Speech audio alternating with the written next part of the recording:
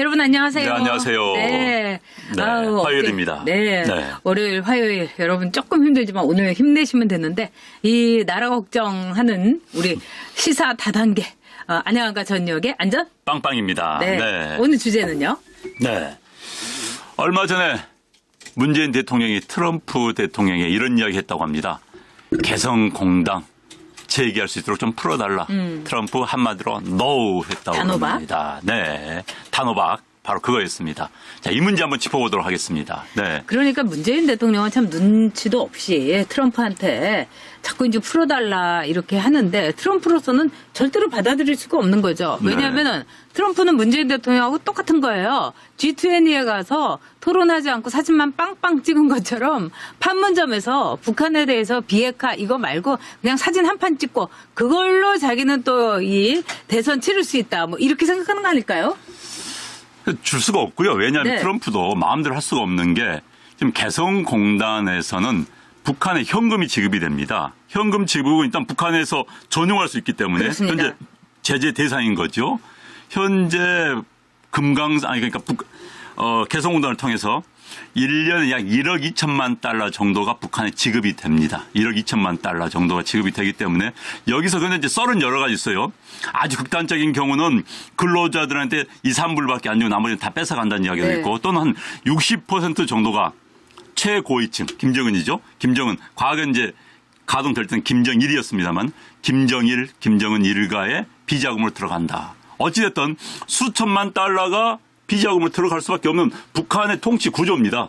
그래서 줄 수가 없는 것이죠. 그 돈이 어떻게 쓰이겠습니까? 통치 자금, 독재 정권의 통치 자금에 쓰이고 또 일부는 핵 개발에 쓸 수밖에 없는 건데 미사일 개발에 쓸 수밖에 없는 건데 어떻게 쉽게 허용을 해줄 수가 있겠습니까? 그리고 문재인이 이렇게 트럼프의 바짓가랑이를 잡고 처음부터 끝까지 이렇게 금강산 관광과 개성공단에 대해서 풀어달라고 하는 것은 바로 이제 김정은의 의사의 메신저다. 이거는 뭐 본인도 부인하지 않을 겁니다. 그만큼 김정은은 통치자금, 뭐니 해도 머니, 즉 달러가 굉장히 부족하다는 거. 이거는 북한의 현실 같습니다. 그렇죠. 즉 쌀이 부족한 것이 아니라 캐시, 달러가 부족한 거죠.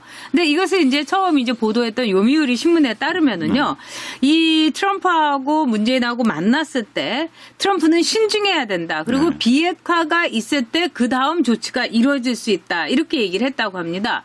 근데 이제 북한에서 얘기하는 것은 첫 번째 금강산, 그 다음에 이 플러스 이 개성공단에 말하자면 완화. 그래서 캐시를 챙기게 해다오.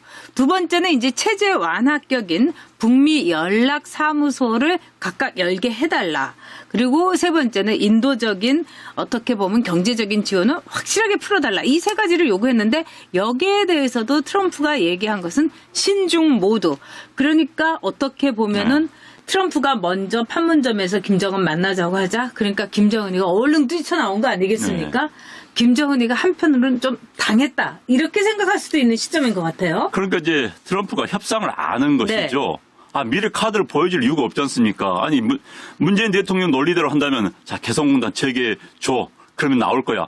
재개 주면 북한 애들 또 다른 걸 내릴 거 아닙니까? 영변에 있는 시설 일부 부술 테니까 또 다오. 이게 북한의 전략이에요. 거기에 말려도 이유가 없는 겁니다. 리스트를 내라. 그리고 로드맵을 내라. 그럼 해주겠다. 이게 당연히 협상에서 기본이죠. 그러다가 이제 북한이 정말 진정 의사를 보이면 미리 좀 줄 수도 있는 겁니다. 그러나 지금 단계에서 북한이 아무것도 안 하고 있는데 개성공단 재개할 수도 있어? 그걸 이야기해 줄 이유가 뭐가 있습니까? 협상의 ABC도 모르는 경우죠. 그 경우는요. 그래서 트럼프는 당연히 노라고 할 수밖에 없는 겁니다.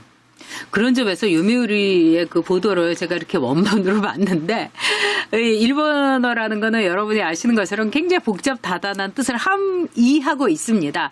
근데 트럼프의 이렇게 언급을 그대로 이렇게 소개한 걸 보면 트럼프가 약간 짜증난 듯한 징글징글한 듯한 모습이 있는 거예요. 그런 점에서 최근에 이제 미국에서는 이미 그래도 뭐 영변 핵이면은 그거 셧다운이면은 이건 비핵화 아니냐 뭐 이렇게 얘기하니까 미국에서는 불쾌했다가 또 트럼프는 판문점에 가서는 뭐 그거는 입구는 될 수 있지 하지만 결국은 판문점에 자릿세도 못 받은 게 문재인의 계산서다 이렇게 봐야 되겠어요. 그러니까 자꾸 이제 개성공단 또 금강산 관광 재개를 주장하는데 이건 김정은의 이야기입니다. 아까 말씀해 주셨지만 김정은의 주장이고 김정은의 협상 카드입니다. 그런데 우리가 왜 김정은 편을 들어야 되는 겁니까? 국제사회가 북한에 대해 제재를 하고 있습니다. 우리는 그 국제사회의 일원입니다. 유엔이 제재를 하고 있어요. 그럼 우리는 유엔 가입국입니다. 그리고 게다가 우리는 당사자입니다. 그럼요. 미국과 함께 제재를 억세가지고 그러니까 제재를 강화시켜서 북한을 협상 테이블로 나오게 하는 게 우리의 당면 과제입니다. 왜 우리가 먼저 깨려고 합니까? 우리가 왜 국제사회가 하고 있는데 그렇기 때문에 무시당하는 겁니까? 그러니까 아베한테 무시당하고 트럼프한테 무시당하고 또 그렇게 고개 숙이니까 시진핑한테도 무시당하는 겁니다. 우리가 세게 딱 아니다. 할 건 하자라고 한다면 그렇게 무시 안 당하고 김정은도 무시 못합니다. 어저께든 김정은이가 사람도 전화도 안 받고 사람도 안 내보는 거 아닙니까? 김정은한테도 당당하게 야 우리 제재 못 풀어준다. 미국 편에 우리 서 있다. 니네만 우리 못 들어줘. 어쩔 수 없어. 라고 하면 김정은이 야 제발 좀 미국 좀 설득해줘. 그럴 텐데 먼저 가서 야 우리 뭐해 좀 줘. 뭐해 좀 좋으니까 말 안 듣죠. 그렇게 고개 숙인 사람 뭐가 권위가 있어서 뭘 말을 들어줍니까? 그래서 이쪽 저쪽에 찬밥 신세가 된 겁니다. 네, 그 김정은의 그냥 수석 대변인도 아니고 비서라고 해야 될 것 같아요.